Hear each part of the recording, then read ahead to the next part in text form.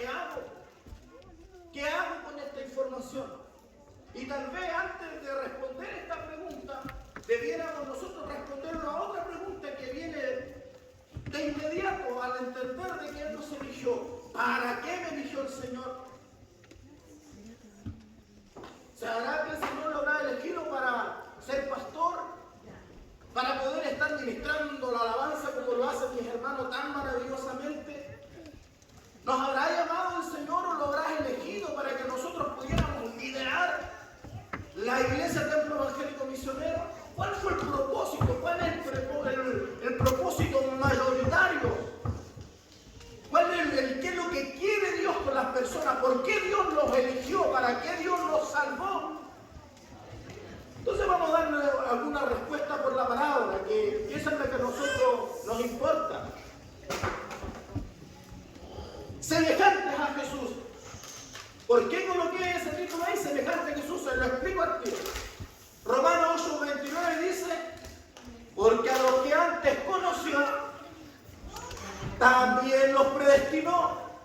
Y escuche bien, para que fuesen hechos conforme a la imagen de su Hijo. ¿Para qué te eligió el Señor? ¿Para qué te predestinó? Para que fuesen hechos conforme a la imagen de su Hijo. Ese es lo principal que tiene que saber la iglesia del Señor, que la elección de Dios hacia nosotros primariamente es hacernos a imagen de Dios. Amén. La Escritura nos enseña ahí en el libro de Génesis que Dios hizo a los seres humanos, nos hizo a su imagen y semejanza. Pero esa imagen y semejanza de Dios, cuando caímos en pecado, esto se quebró. Y la imagen de Dios se va, de alguna forma se rompe en el ser humano. ¿Y cuál es el propósito de que Él nos elige? Para hacernos hechos conforme a la imagen de su Hijo. Y yo quiero hacer una pregunta antes de empezar, porque me quiero soltar un poquito.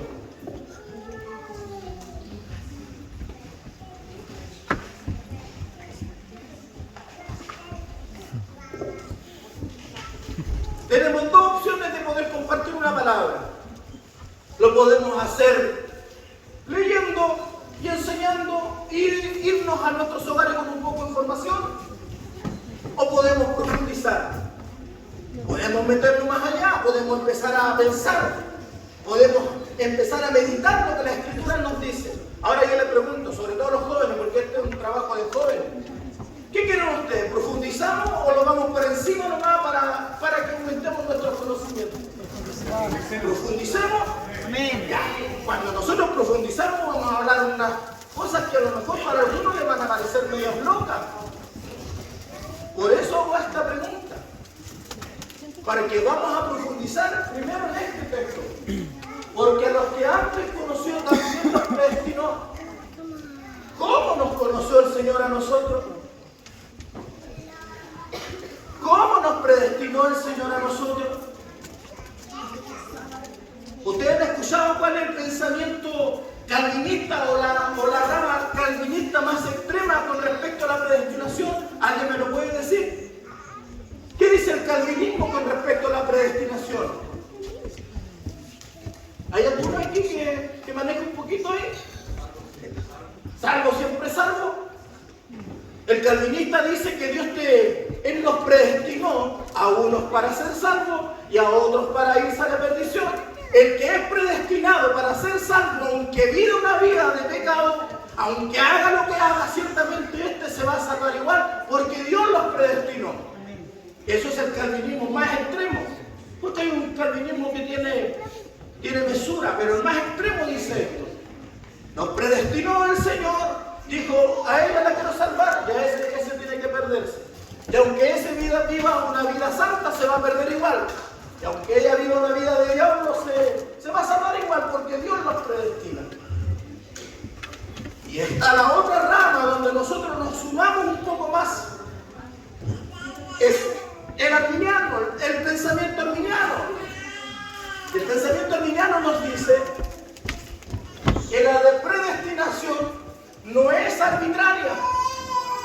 No es que Dios haya dicho tú te vas a salvar y tú te vas a perder, sino que el arminianismo nos dice que para que haya una predestinación, primero hay un conocimiento de Dios anticipado de las cosas. A los que antes conoció, a estos predestinó. Y el arminiano dice, como Dios te conoce, Dios sabía a quién le iba a creer, quién iba a recibir la fe. Ya a esos Dios los salva, los predestinó para ser salvos. ¿Por qué? Mediante un conocimiento anticipado. Mi postura mía, porque yo no soy ni calvinista ni arminiano, yo creo en la sola escritura. Y en la sola escritura, como yo lo entiendo, es que tampoco Dios te escogió a ti porque tú lo ibas a escoger a Él, sino que Él nos conoció a cada uno de nosotros. ¿Y qué es lo que hace Dios con nosotros? Dice la palabra de Dios de que Él vino a lo vil del mundo, que Él vino a lo necio del mundo, que Él vino a los pobres de espíritu. Por lo tanto, si tú eres pobre de espíritu, si tú eres vil, si tú eres necio, si tú no valías nada en esta sociedad, a ti vino el Señor. A estos predestina el Señor, a los vil, a los necios, a los que los miran en menos. Oiga, sí, yo delante mi esposa preguntaba, Dios algo bueno tuvo que ver en nosotros, que nos escogió. Dios ve algo bueno en ti, ciertamente, pero pregúntale a las demás gente si ve algo bueno en ti. ¿Tú crees que si yo tuviera que elegir a alguien para ser salvo, yo te elegiría a ti? Te aseguro que no te elegiría a ti. Buscaría otras características. Tal vez buscaría gente con dinero, buscaría gente que sea, tal vez que tenga buenos valores, y buscaría un montón de cosas preciosas para poderlos elegir. Pero la elección de Dios fue elegir lo peor, pues, hermano. ¿Cuántos de los que están acá se creen que somos la creen de la creen, lo mejor de lo mejor? En Dios sí, en Él sí, pero sin Él, ¿qué somos nosotros sin Él? Nada, absolutamente nada. Entonces los que antes conoció, a estos también predestinó. ¿Cómo nos conoció el Señor a nosotros, pobres de espíritu? Yo cuento mi testimonio cortito. Yo cuando llegué destrozado a la iglesia. Llegué siendo un hombre con muchos problemas, un hombre que me sentía una verdadera basura. Cuando a uno todo el tiempo le están diciendo que no vales nada, tú llegas a un momento en que reconoces que no vales nada. Y lo entiendes así, te sientes así. Y cuando llegué de esa manera a la iglesia, vino las manos poderosas del Señor. Sus brazos me abrazaron, me cobijaron y me dijo, mi hijo eres tú. Dios. Y mi vida tomó valor. Pero antes era una basura. Ahora soy un hijo del Señor. Y como dice el apóstol Pablo, ahora soy lo que soy por la gracia de Cristo. Amén. A los que antes conoció. ¿Cómo salta el Señor para conocerlo? Pregunto. Delante la pastora hablaba de preconocimiento, presciencia. Y decíamos por ahí que presciencia significaba conocimiento anticipado. ¿Cómo Dios conoció que tú eras pobre en espíritu?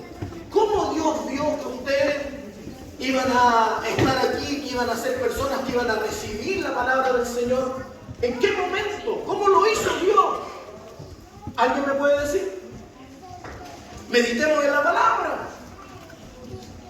Pastor, Dios ve el futuro, como lo hacen muchos profetas, adivinos. Ve el futuro y ve cómo el ser humano va a actuar. Es lo que la Escritura enseña. De esa manera los conoce el Señor. Yo se lo voy a tratar de explicar. Y aquí abramos la cabecita porque es un poquito... Es que hay que razonar, como dijo Juan Wesley. Juan Wesley dijo que la sola Escritura deberían ser 4 principios. Le llamaba el cuadrilátero, o tener 4 principios para la sola Escritura. La palabra, que es la infalible, la razón, la experiencia y la tradición. Estas 4 cosas se usan para poder tener una buena hermenéutica de la palabra y poder tener un buen concepto de la palabra del Señor. Razonemos ahora. ¿Cómo Dios puede conocer las cosas? ¿Cómo Dios puede sentir ahora lo que tú estás viviendo? ¿Cómo Dios puede llorar contigo? A ver, pregunto, de los que están aquí, cuando tú hayas estado en problemas, ¿habrá estado Dios contigo ahí en ese problema? Cuando tú lloras, ¿llorará Dios contigo? Y la pregunta es, ¿cómo llora el Señor contigo si Él vive en otro lugar, en otro tiempo, donde tú antes que abras la boca, Él conoce todo tu problema? Y pareciera que Dios estuviera alejado porque Él conoce nuestros problemas antes que nosotros les oremos. ¿Cómo nos explicamos estas cosas? Entonces abramos la mente. Hace muchos años yo escuchaba a un pastor enseñar de 2 tiempos que la Escritura los enseña. Uno hablaba él que era el Kairos, que era el tiempo oportuno de Dios, el tiempo de Dios. Ya hablaba del crono, y el crono era el tiempo que nosotros vivimos. De ahí viene del crono, de la cronología, el tiempo que nosotros vivimos. Entonces el pastor hablaba Kairos, tiempo de Dios, crono, lo que nosotros vivimos. Pero mientras yo pensaba y seguía meditando, algo falta aquí, algo falta. Y me encontré ahí en los libros de filosofía otro término, porque estos son términos filosóficos, no los vais a encontrar en la Biblia. Encontré otro término, y el otro término era aeón. Escuche bien, aeón significa el tiempo en la eternidad, el kairos significa el tiempo oportuno, y el crono el tiempo que vivimos nosotros los hombres. Escuche bien. En el aeón, ¿quién vive en el aeón? A ver, ¿quién me puede responder? ¿Quién vive en el tiempo aeón, en la eternidad? ¿Quién? Dios, la deidad. La deidad misma, la deidad pura, ¿dónde vive? En el tiempo aeón, en la eternidad. ¿Quién está en el Cairo? En el tiempo, en este momento. Atrévanse, atrévanse. ¿Quién está en el Cairo? ¿A quién tienes que medirle tú? A Cristo. Cristo, a Jesús. Jesús está en el Cairo. Él es la imagen invisible de Dios. Él está en el Cairo. Y en el crono, en este tiempo que vivimos los hombres, ¿quién está? ¿Quién está? El Espíritu Santo. Y el Espíritu Santo es el que comunica a la deidad. Todo lo que nosotros vivimos y experimentamos acá, lo comunica a la deidad.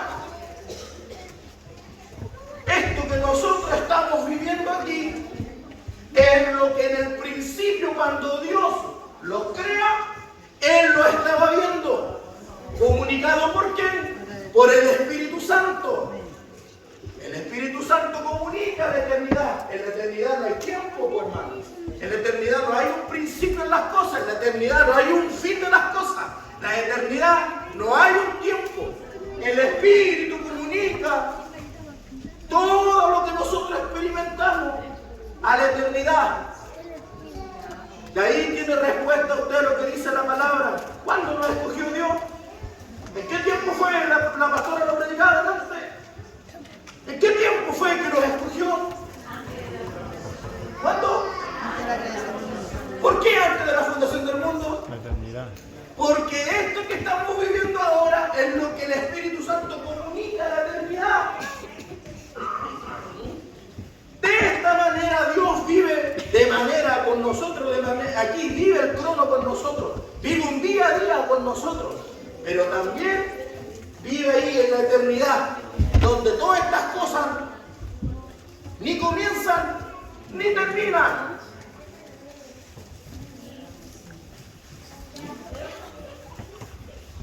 Meditemos la palabra. En tu palabra, dijo el salmista, meditaré de día y de noche. ¿Cuántos están los que están aquí? ¿Han meditado estas cositas?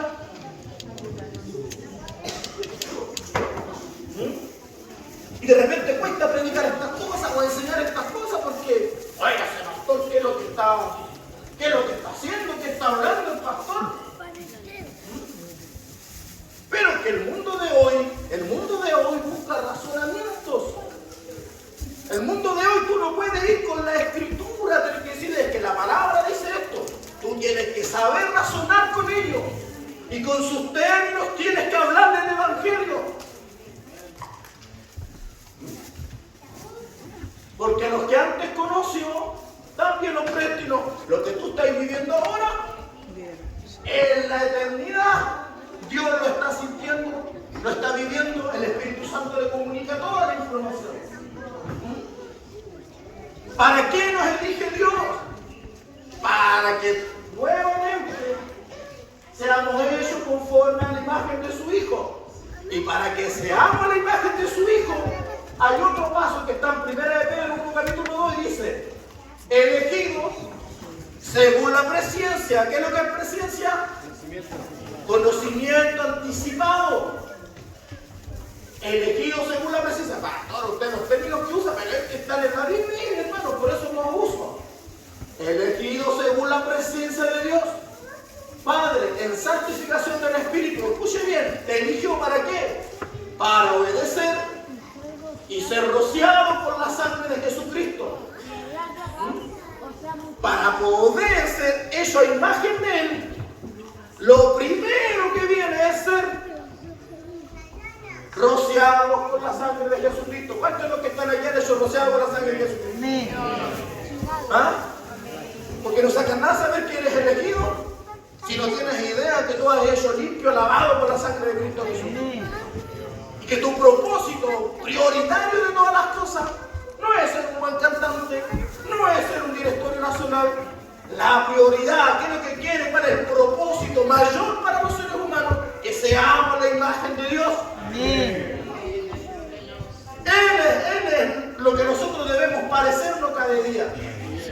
¿Ya? Entonces, entendiendo esto, ya nosotros sabemos que hemos sido rociados con la sangre de Cristo, que nuestro propósito es ser la imagen de Dios o del Hijo de Dios.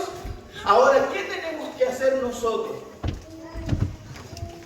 ¿Qué dice el calvinista más extremo? Tú no tienes que hacer nada. Dios lo hace todo. Todas las cosas Dios las hace. Tú no tienes que hacer absolutamente nada. ¿Qué dice el arminiano? Nosotros tenemos libre albedrío y tenemos la opción de hacer lo bueno y de hacer lo malo. Y nosotros tenemos que decidir en esto. Entonces, ambas posturas tienen algo de verdad. Y ahí es donde nosotros debemos indagar, debemos meternos, bogar más adentro. Por eso este mensaje, amados hermanos, sobre todo para la juventud, porque realmente los que tenemos más tiempo ya como que nos cansamos un poquito de abogar más adentro. Pero usted que es joven, usted que está iniciando, tiene que empezar a buscar más allá. Escuche bien. Para ser semejante, escuche bien, a Cristo, que es el sumo propósito de Dios para el hombre, veremos 3 pasos que todos los elegidos de Dios debemos pasar hasta llegar a la altura de un varón perfecto.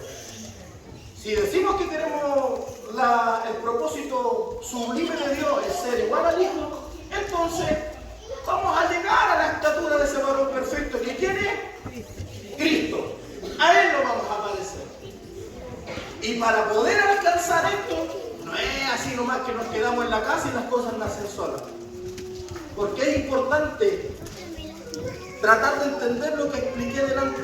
Que yo en la iglesia lo explico eso, pero como llevo 14 años discipulando, he tenido harto tiempo para hacerlo entender. Aquí tengo poco tiempo. ¿Por qué es necesario entenderlo a los que antes conoció? Porque no es que Dios te esté obligando a hacer las cosas. No es que Dios te esté obligando a hacer las cosas, sino que Dios sabe lo que tú vas a hacer. Y los que aman a Dios, dice la Escritura, todas las cosas les ayudan a bien. Pregunta, ¿solamente las cosas buenas? También las malas, ¿cierto? Aún en tus malas decisiones, Dios te ayuda. Por eso no le estoy diciendo que tomen malas decisiones, sino al contrario, hagan lo correcto. Mire, Efesios 4:13. Hasta que todos lleguemos a la unidad de la fe y del conocimiento del Hijo de Dios, a un varón perfecto, a la medida de la altura de la plenitud de Cristo. O sea, esto, gloria a Dios por los ministerios, gloria a Dios por los pastores, gloria a Dios por los apóstoles. Pero la culmine nuestra no es eso. Por eso es que este mensaje, yo le decía a mi esposa, yo no llevo un mensaje ministerial buscando aquí cuántos apóstoles, cuántos maestros. Porque lo más seguro que en alguno de sus trabajos se va a levantar uno y va a decir, aquí Dios me dice que van a haber profetas. Aquí Dios me dice que van a haber apóstoles. Aquí Dios me dice de que van a haber pastores. Pero ¿cuántos te dicen que tienes que parecerte a tu Señor? Señor, amén. ¿Ah? ¿Cuántos te dicen eso? ¿Cuántos jóvenes tenemos parecido al Señor? Ayúdanos, Señor. Porque nos gustan las palabras dulzonas, pues, hermano, para que los jóvenes se sientan felices. Gloria a Dios. ¿Ah? Pero cuando ya no está la palabra dulzona, los jóvenes los tenemos afuera. Así es, Señor. Pero cuando te encontrás con la palabra, van a pasar los años y a permanecer igual aquí. Amén. Y te lo digo con experiencia propia, porque yo también tenía cabrito ahí a la fila, también estuve con ustedes. Pero hubo alguien que me dijo, busca al Señor, aprenda a buscar su rostro, deja las manos pasar, todos buscan las manos, todos buscan los milagros, todos buscan los favores, pero ¿quién busca el rostro del Señor? ¿Quién lo quiere conocer? Tomé el consejo, empecé a leer la Escritura y hasta aquí estoy, hermano, ¿no ves? Gloria a Dios. Con más ganas de buscar al Señor. Y mientras más leo, mientras más busco, mientras más indago, más amo al Señor. Más pentecostal me pongo, inclusive, hermano.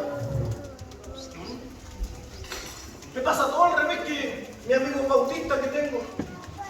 Que ellos, los pentecostales, somos los tontitos, los locos. Pero yo, mientras más leo, mientras más indago, oiga, necesito más de Dios. Amén. Necesito más de su espíritu. Me gusta más la locura, hermano, me gusta más. Lo que para otros desorden a mí me encanta, me gusta, hermano. Porque los cristianos, como queremos hacerlo de repente los sabios y empezamos a decir, es que Dios es decente y es prudente. Oiga, hay un pasaje en la Escritura que dice ahí, usted no busca en lo original, y sabe lo que dice, que el Cristo un día hizo lodo en el suelo. Agarró el barro, se lo puso en los ojos a esta persona, le dijo anda al estanque, se lavó y ese hombre recuperó la vista. Amén. Pero hay un caso peor todavía. Dice que Dios escupió en la cara directo. ¡Ay! Me vieron haciendo una cosa así. ¿Qué diría el buen teólogo, el buen predicador de la palabra? Dios decente. Dios decente y es prudente.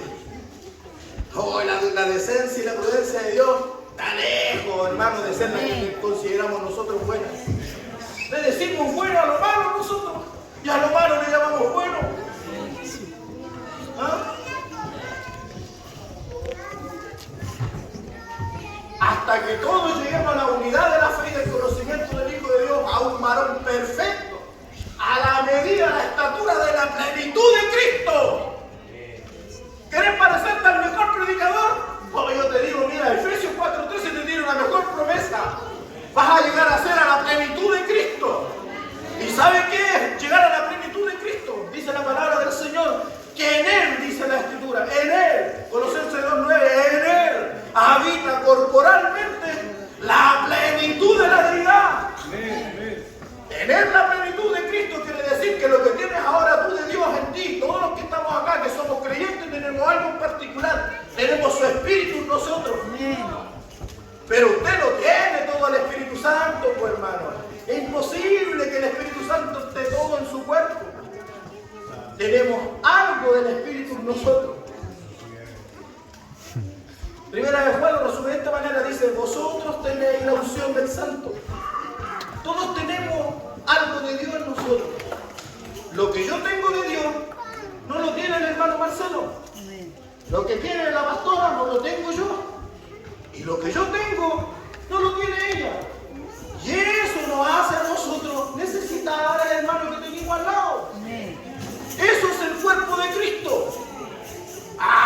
somos agrandados decimos, yo soy el templo del Espíritu Santo. No, y el apóstol Pablo dice, vosotros. Lo más eres un ladrillo, hermano. Lo más eres un ladrillo del templo. Pero el templo de Dios lo compone la iglesia. Y en Él, en Cristo, habitó la plenitud de la deidad. En Él sí que estaba todo. Si nosotros nos parecemos a Él, lo que tú tienes ahora, no se va a comparar cuando Él te lleve, pues, hermano. A nosotros todavía andamos aquí, Elías dando la doble porción. ¿Cuántos quieren la doble porción? Y yo les digo con un poquito de información, leyendo la Escritura. No pidas doble porción y aunque suena bonito eso, hermano, la Biblia te dice, yo les doy a ustedes en espíritu, ¿cómo dice? Sin medida. Sin medida. Sin medida. Hasta que sobre y abunde. Así que quédate con la doble porción, pues, hermano. Pero suena bonito, ¿cierto? ¡Aleluya! Los milagros. Métanle milagros, pero gente que no cree en el Señor, pues. Iglesias pentecostales donde hay alto fuego, pero un fuego extraño delante del altar. Sí, Señor, amén. Donde los pastores hablamos cosas que oímos de otros, pero no porque Sí, las Señor. buscamos nosotros. Y nos parecemos. Y no solamente aprendemos de los predicadores, les copiamos. Y tenemos predicadores aquí predicando igual, exactamente igual a nosotros. Sí, Señor. Una cosa es aprender, pues, hermano, y otra cosa es copiar. Sí, Señor, amén. ¿Usted cree que los chiquillos están copiando aquí? Los chiquillos se han esforzado, pues, hermano, para aprender. Ahí mi hermano de la iglesia le vino a consultar por los equipos. Por el puro valor de los equipos construir una iglesia, pues, hermano. Entonces hay esfuerzo aquí. Amén. Hay trabajo. No es que quieran copiar. Ellos han amado el llamado. Dios les ha dado algo para ministrar y han amado y han puesto esfuerzo y seguramente de sus recursos para tener lo que tienen. Y qué bueno que estén con nosotros aquí porque nosotros somos una iglesia humilde. Pues. Y tener esta calidad de instrumento y de equipo. Oye, Señor, yo digo, el templo evangélico misionero ha crecido, hermano. De manera particular, pero ha crecido, pues.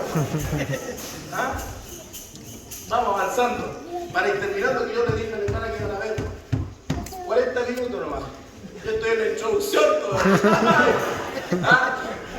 Tres pasos vamos a ver.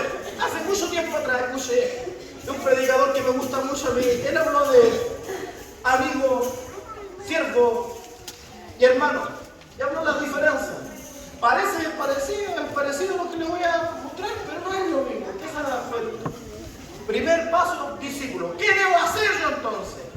Entendiendo de que Él me eligió, entendiendo que la elección Él me eligió para que sea a semejanza de Él.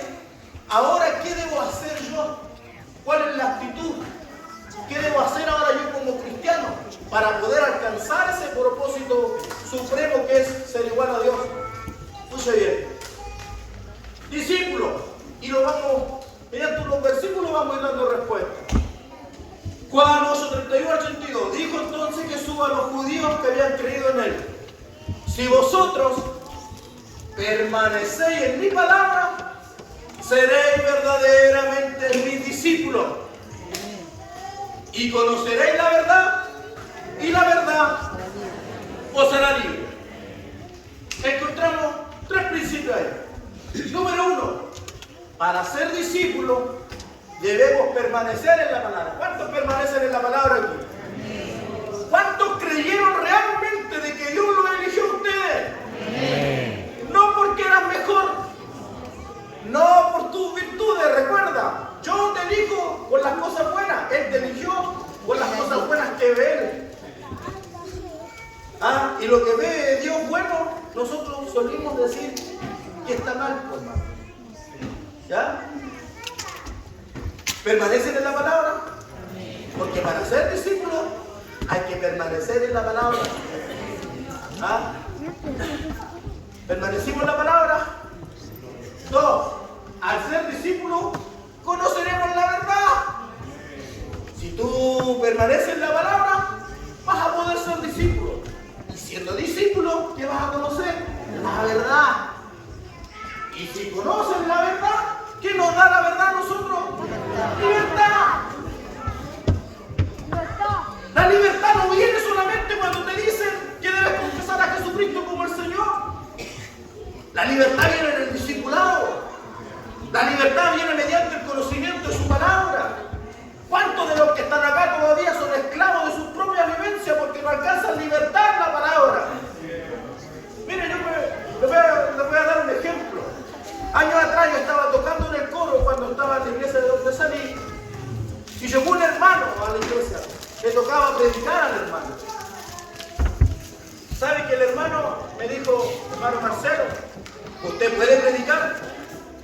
Yo le dije, sí, hermano, no hay problema, pero ¿y por qué no va a predicar usted si a usted le toca?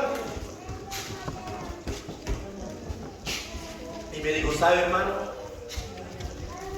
A mí me tocaba predicar y yo me estaba santificando. Estaba en la búsqueda del Señor. Y mi esposa en la noche quiso estar conmigo, hermano. Y me siento sucio, dijo. Yo soy un hombre esclavo, hermano. Porque si conociera la verdad, sabría lo que dice la palabra. Y la palabra dice que si en una pareja o en un matrimonio hay uno que no es creyente, mediante el acto de estar juntos, santifica al incrédulo. Y dice que es honroso el lecho sin mancilla. Y el apóstol Pablo dice, pónganse de mutuo acuerdo por poco tiempo para orar y vuelvan a juntarse. ¿Para qué dice el apóstol? Para que no los tiente Satanás. Entonces, como el hermano no sabía esto, el hermano se sentía sucio. Entonces, cuando se le discipuló y se le dijo, no, hermano, la palabra dice esto, y se hizo un encuentro matrimonial y se le enseñó, el hermano nunca más se sintió de esa manera. Hoy los encuentros matrimoniales son geniales. Yo le digo ahora, si tú lo pasas bien con tu esposa, cuando vayas al encuentro matrimonial, te das cuenta que te has perdido mucho, hermano. ¿Ah? Porque la palabra es más abierta de lo que tú crees. Pero no es un tema ahora. Conocer la verdad. Ya habiendo pasado el discipulado, ¿cuántos permanecen en la palabra? Amén. Si permanecemos en la palabra, ¿qué vamos a hacer? Discípulos. Y si somos discípulos, vamos a conocer la verdad. Y si conocemos la verdad, podemos pasar al otro paso, que es amigo. Amigo, y escuche bien. Juan 15, 14 al 15. Vosotros sois mis amigos si hacéis lo que yo os mando. Ya no llamaré siervos, porque el siervo no sabe lo que hace su Señor. Pero os he llamado amigos, porque todas las cosas que oí de mi Padre os las he dado a conocer. Número 1. Para ser amigo de Dios, debemos hacer lo que Él manda. ¿Cuántos amigos de Dios hay aquí? ¿De verdad? Con la boca sueca. ¿Cuánto hacen lo que Dios les pide? Tú no das cuenta a Él. Pero tenemos a Dios, ¿cierto? Si hemos cometido pecado, dice Él es fiel y justo para perdonar nuestros pecados. Así que no puede haber joven aquí en este lugar que no tenga las huellas peladas en este lugar. Para ser amigos de Dios debemos hacer lo que nos manda. ¿Sí? Pero nos gusta, ya no lo llamaré siervo, le voy a llamar amigo. Pero si estáis ahí, hacen la palabra, lo que te manda está muy bien. Número 2. Llamarnos amigos conlleva una connotación de cercanía y amor. ¿Qué te lleva?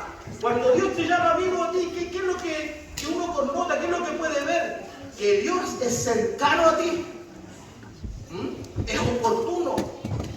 Cuando tú eres amigo de Dios, tú tienes confianza en Dios. La respuesta de Dios viene distinta cuando tú estás viviendo recién el discipulado.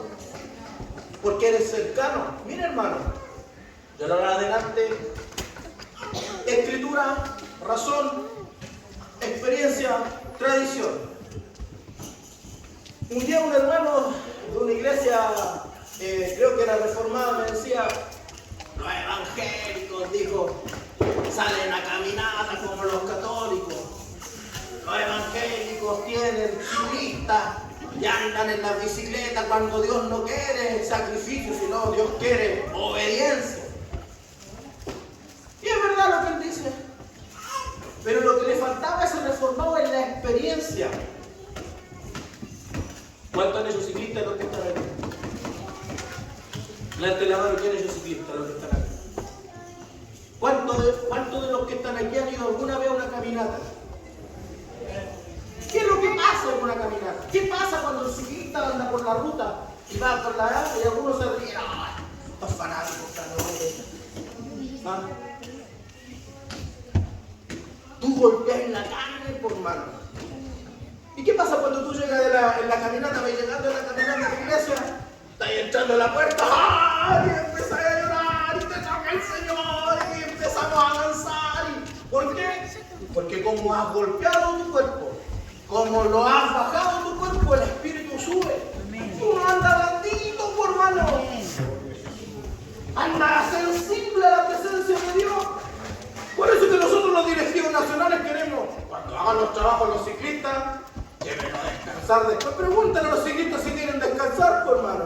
No, los ciclistas quieren a puro ir a lotear allá a la iglesia, por hermano, quieren ir a cantar, quieren ir a adorar. ¿Por qué? Porque andan sensibles, pues quieren adorar a su Señor. ¿Por qué? Porque ese viaje en bicicleta le golpeó el cuerpo, por hermano.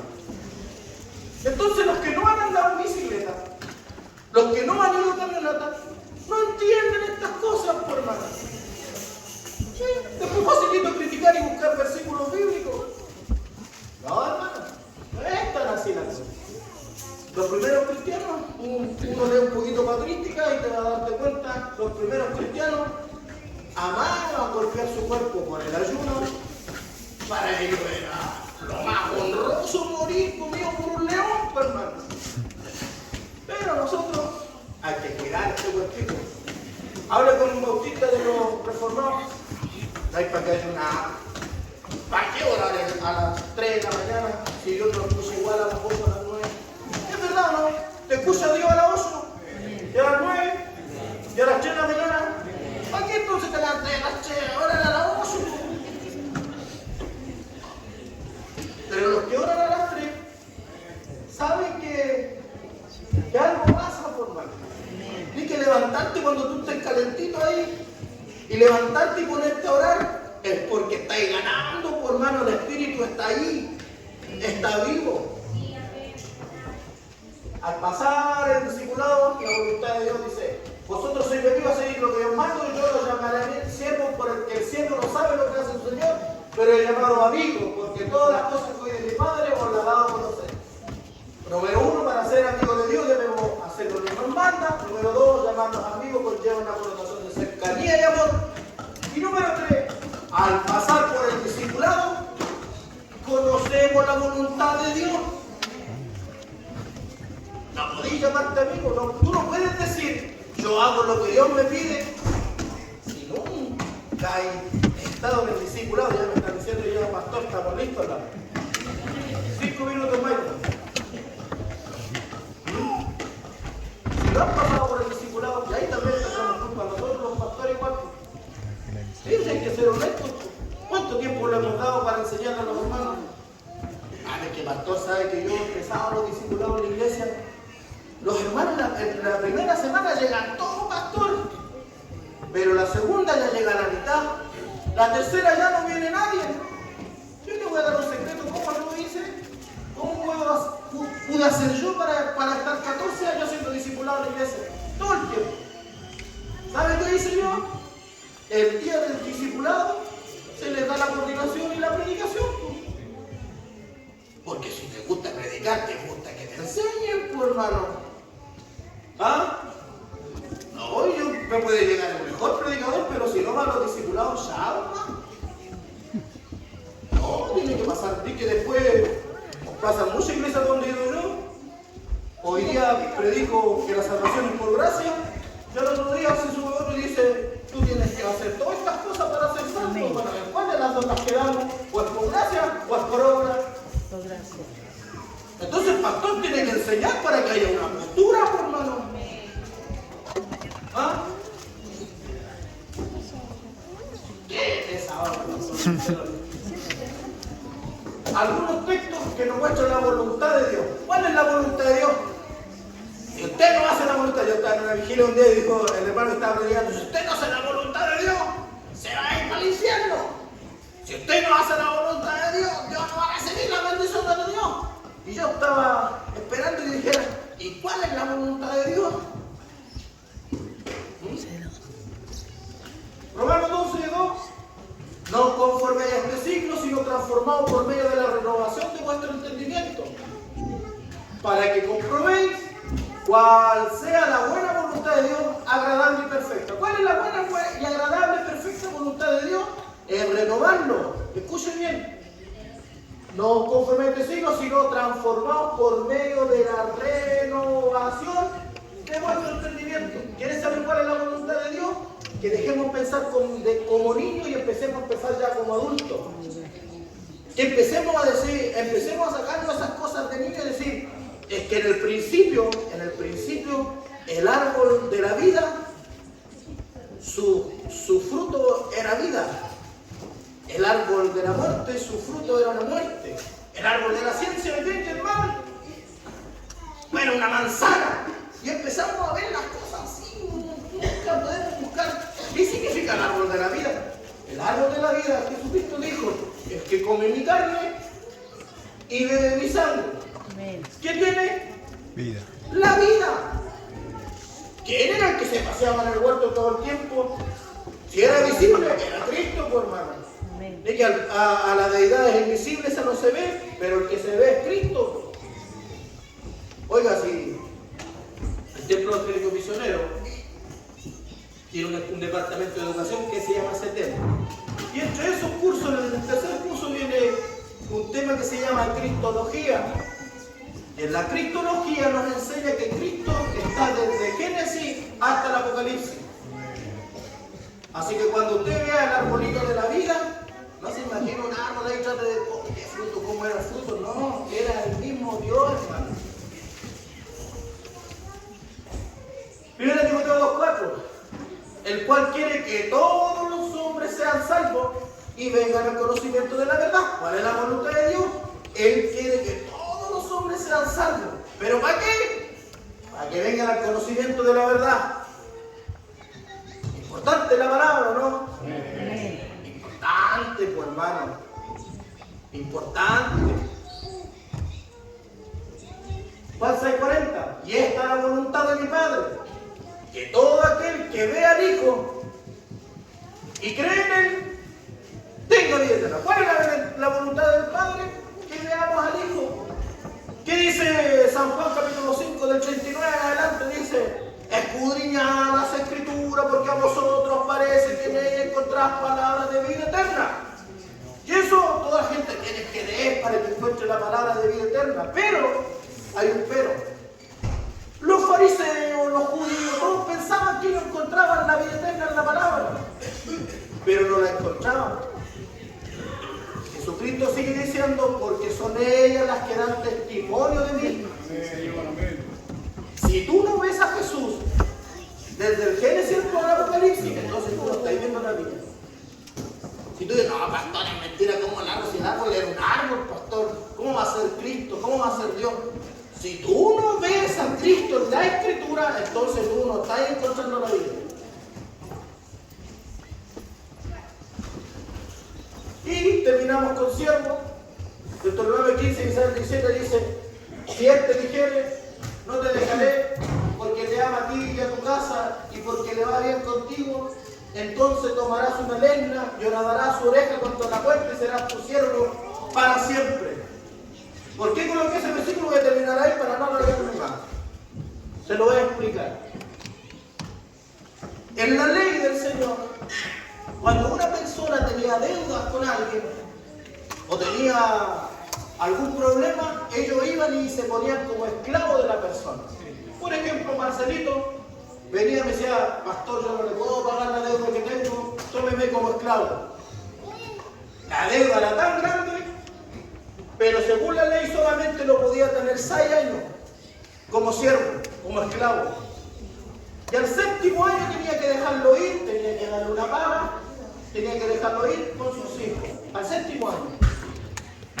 Pero, si el esclavo y el siervo decía, mi señor es bueno, mi señor es bueno conmigo, yo quiero quedarme como esclavo para él para siempre, él iba y le decía, pastor, usted ha hecho bueno conmigo todo este tiempo que yo he estado en su casa, sabe que no ser esclavo para siempre por usted, porque usted ha hecho bueno conmigo. ¿Y qué es lo que hacía el hombre? Y le decía, ¿sabes qué? Ven para acá. No le daba el abrazo. ¿Sabe lo que hacía? Le ponían la oreja en un palo y con una leña le hacían un hoyo en la oreja. Y eso simbolizaba que ese hombre iba a ser esclavo, no porque le debiera algo, sino porque él voluntariamente se ofreció a ser esclavo mío. Porque me amaba, porque fui bueno con él. Esos son los siervos que quiere el Señor. No de los que andan quejándose. No de los pastores que andan diciendo, yo nunca quise ser pastor. No, yo sabe la verdad les digo, yo no les creo mucho a esos pastores que dicen, yo nunca quise ser pastor. En algún momento de tu vida, Dios tuvo que poner el querer en ti. Amén. Uno para ser humilde, uno dice, uno nunca quiso. Pero en algún momento de tu vida Dios tuvo que poner en ti, tuvo que encender la llama, por mano. Entonces uno viene con amor. Entonces a usted, mi pastor, cuando viene para acá, ¿le molesta abrir la puerta? ¿A usted le molesta venir aquí? De repente no vienen los hermanos y usted dice, ay, fui pastor, tengo que venir solo, voy a estar en mi casa ya.